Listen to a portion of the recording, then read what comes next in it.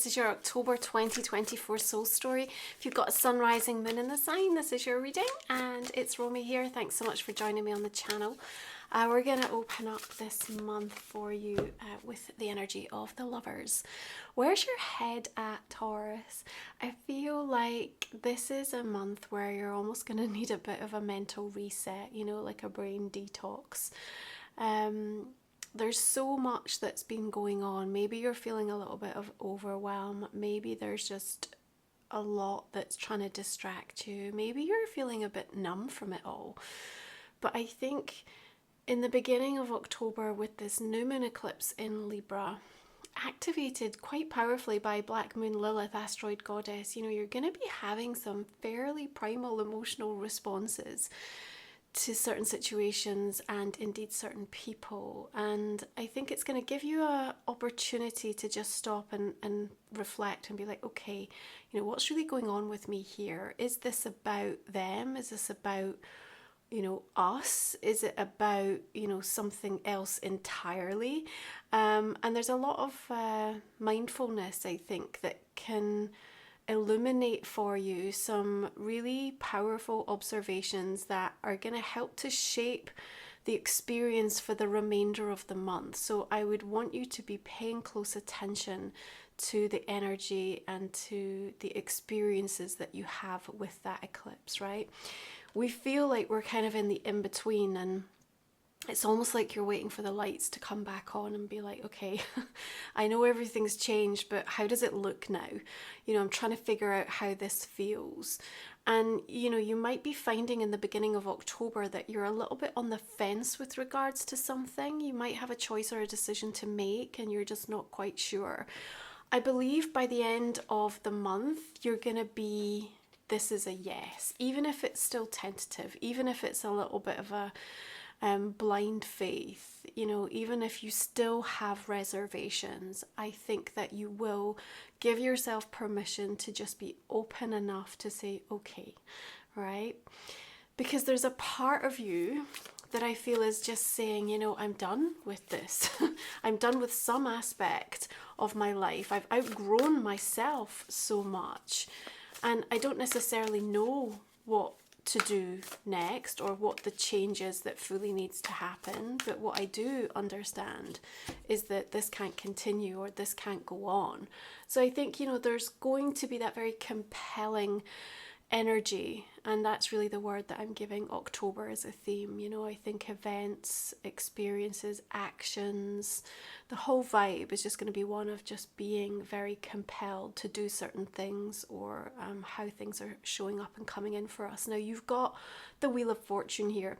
Next to the Lovers, you know, there could be something very surprising and revealing in terms of what's coming up potentially in a close relationship with you, but also about a choice and decision that you make that's about an intention to come together with something, and an agreement, a partnership, a commitment.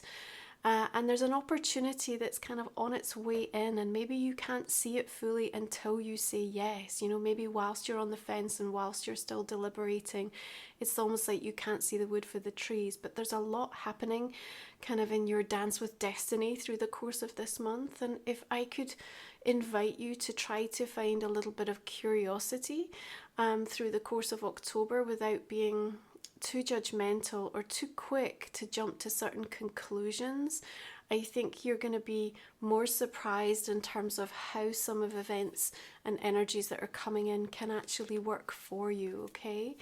I want to call out some positive dates with Venus that are happening in the first part of October, because I think, you know, it is eclipse season, so therefore there is an intensity and at times a disruptive quality to, you know, these periods and cycles. Venus comes in and just sort of offering us some conditions, I feel, that can be a little bit more harmonious in order to tackle something, to sit with our energy, or to navigate or know how to deal with something. So trining with Saturn on the 4th, you've got the Ten of Staffs coming in here. I think it's helping you to almost like talk to yourself about why you're doing what you're doing, why it matters. Sometimes when we forget our why, it can make the process that much more unbearable. We can feel like we're really struggling. And Saturn can certainly make us feel like that lesson is an intense, challenging one. So Venus trines Saturn on the 4th, trining with Mars on the 8th and Neptune on the 15th. I just feel like these can be almost like moments of sanctuary, if you like, or times that would be a little bit more favourable to want to acknowledge or to see some things coming through with some positive energies to work with, right? Now, Jupiter goes retrograde in Gemini on the 9th, and I think, you know, you have a moment to just pause and contemplate really on how a lot of the information and things that have moved very quickly and happened very suddenly and that have seemed to have sort of come from nowhere and created an awful lot of expansion, but perhaps you're still trying to catch up, you know, maybe even things that have gone on that you're still struggling to figure out how you feel or where you sit or what, you know, where your allegiances are. Like, I think this is the cycle now where we get to just start to process and integrate and reflect on a lot of that. And, you know, there'll be some beautiful silver linings when you come out of that cycle, because remember, when we get to a place where we feel we've outgrown ourselves, and then we have to kind of take a step back and go, what does that mean for me? And we listen to the wisdom of our soul, and kind of then we work almost somatically to release a lot of the emotions that have come up as a result of that. Yeah, so that Jupiter in Gemini retrograde wants expansion in the inner world, okay? And so it might slow things down externally to get you to catch up with yourself. So I think it can be super helpful. Now, for you, I just feel, especially in Libra season with that 6th house, it is like this mental reset, because otherwise, like, your purpose, how you're showing up in the world, your routines, like how you're just making your daily life work for you, needs some sort of reevaluation, or something is going on that's like feeling like it needs to be addressed or improved or stripped back or simplified, you know.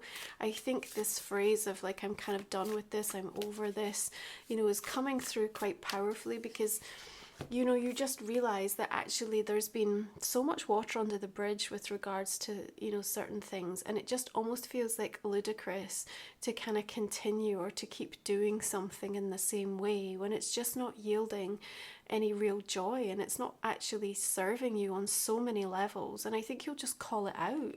And, you know, it might be a bit sort of scary. It might be a bit kind of like, oh gosh, what do I do now then? If that isn't a part of my world, if that's not you know, what my belief is anymore, if my standards have changed, if something is irrevocably kind of shifted, what now? And, you know, I think that what now is also like a vibe that I feel is coming up for you in October. Like I said, waiting for the lights to come back on. Now, Pluto station's direct in Capricorn on the 11th, right? So these final few weeks before it shifts out the sign, November 19th, you know, you are closing a chapter and firmly drawing a line and really deeply considering how much you've changed with regards to something. One of the things I want to say about this 5 of Swords is it's like, you might have repeatedly found that, you know, a relationship, a connection, a person, or just a pattern that showed up over and over and over again, and you're so done with it. I feel like you've done a lot of work. There is healing around this. Yes, there's always more to do, but the focus and the priority is shifting and changing. What's important now is that you find deep and profound forgiveness for yourself, perhaps in terms of how much energy this has taken from you, how much. And maybe there's some regret, maybe there's just some lingering, you know, sadness or resentment or whatever that kind of heavy feeling is that's going on in your physical body. You know, there's also this opportunity to give yourself like this, okay, I'm really ready to release myself from this. No more attachment. Now, of course, this is the time when the veil's at its thinnest, right, in October. And we have the opportunity to commune, to connect with the other side, our spirit guides. This is a beautiful time to receive those poignant, powerful messages. A reminder to make sure you are grounding, protecting your energy. Please do that. Please ensure that, you know, of all the times this, you are especially kind of attuned to that, because you can end up picking up all sorts of unwanted things when you're too open at this time of the year, right? I feel like you're also coming into this sort of point of what do I do with this? Because maybe there's been a disagreement, a fallout, a challenge with someone, and maybe, tempers have sort of cooled. Maybe there's just like a sort of period of separation, and it's like, right, do I reconnect or do I just leave this and move on? So I feel you in sort of deliberation with regards to that as well. And I think it becomes even more of a consideration as you move into the second part of October as well, when we're going to be working in that 7th house. Mercury, of course, coming into Scorpio on the 13th, and I like the energy of Mercury and Scorpio. I feel it allows us to get super laser focused, become incredibly intentional and actually quite powerful with how we express ourselves, the words that we use, and kind of how compelling that can be. It's very charismatic, so it's a wonderful time if you're expressing or putting words out there and you really want to kind of grab an audience or get people's attention.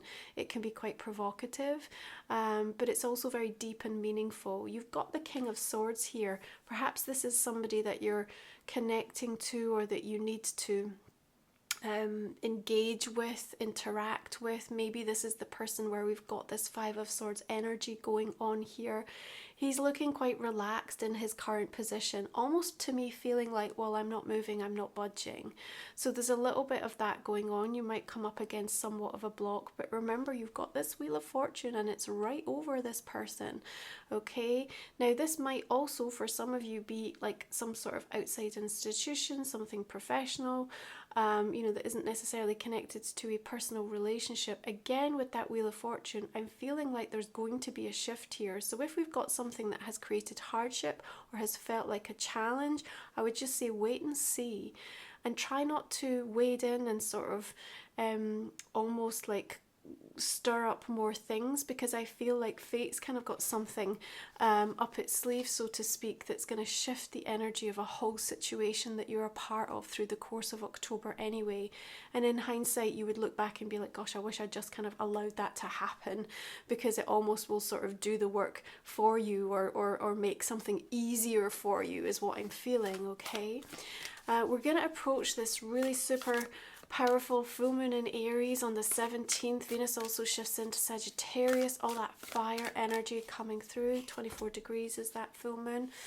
Tower energy. You see, there's something that just wants to be disrupted and kind of upheavaled. It's not a surprise. I usually get the Tower come through a lot in eclipse energies, because we have to shatter and we have to allow that deconstruction energy to birth what's coming new, and needs to sort of enter into your world. It's like the stars exploding, right? It just kind of feels like this is a necessary part of the process.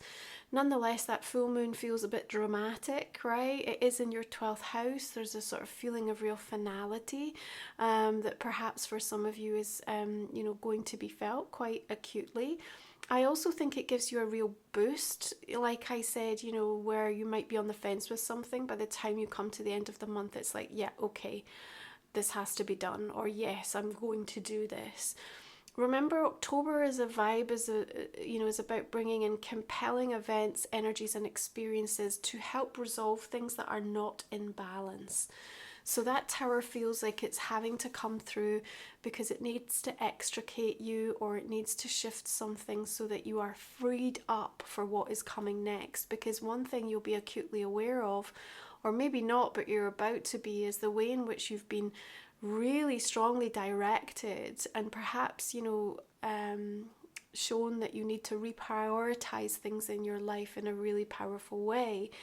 And as we move into Scorpio season, the 7th house really creates change in the relationships and the connections that we have in our world. A lot of shadow things are also shown to us, mirrored back to us in our relationships and connections. And remember, Black Moon Lilith with that new moon eclipse is also sort of digging at that as well. But remember, she comes along and maybe she'll be calling out where the wound is, but she's also showing you how to access the power. Like, it's like facing and leaning into the shadow, and then accepting and integrating is then the direct route towards being able to be your most authentic, your most powerful, your most courageous and confident self. And it's like where you have been playing it small, she calls you out. So it's uncomfortable, but actually necessary, because then you're able to kind of take your rightful position with regards to something. And, you know, I think that in this sort of mental reset that I see like kind of playing out for you through this course of October, it gives you a great opportunity to just let go of some sort of really old story that honestly, like at this point, you're going to start saying to yourself, God, this is so ridiculous. How did I even really like continue to think this about myself or allow this in my world?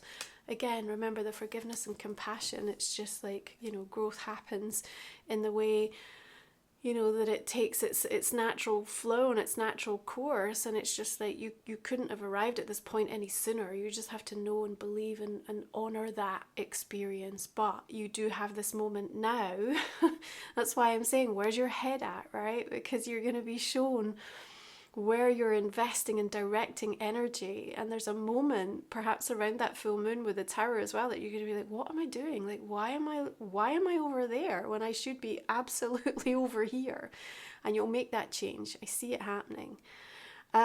Be loyal to yourself this month. It's important. Loyal to the promises, the priorities, and the things that are going to continue to support keeping that nervous system nice and fluid and open and resilient and strong and balanced, right? This is what we really want through Libra season.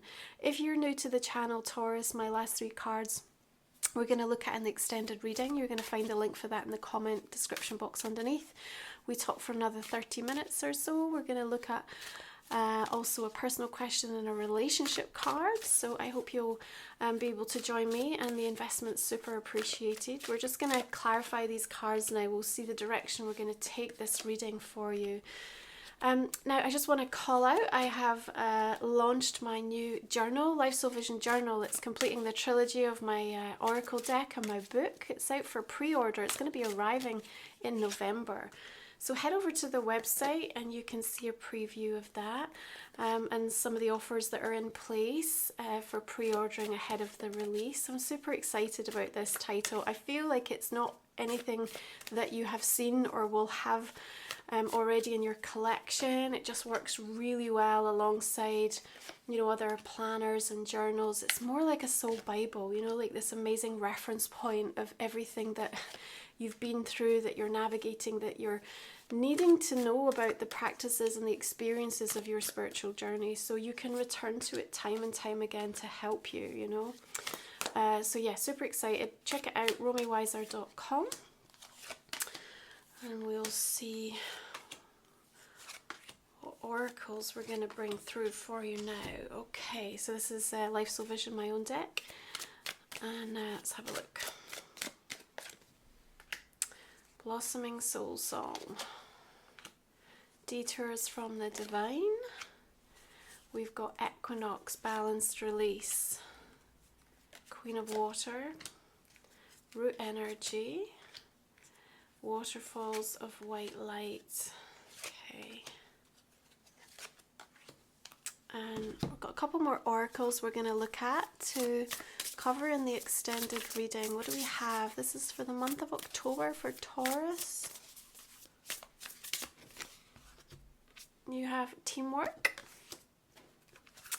And then this is a Time Traveler's deck.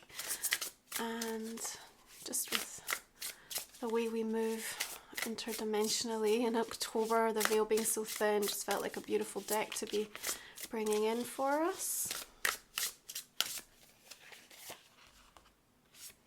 You've got Stillness, a Zen Monastery, Japan. Okay, Taurus, thanks so much for being here. I appreciate you. Hope you'll join me for the extended. Please go check out my journal. It's on romywiser.com. And I'll see you again next month. Okay, bye for now.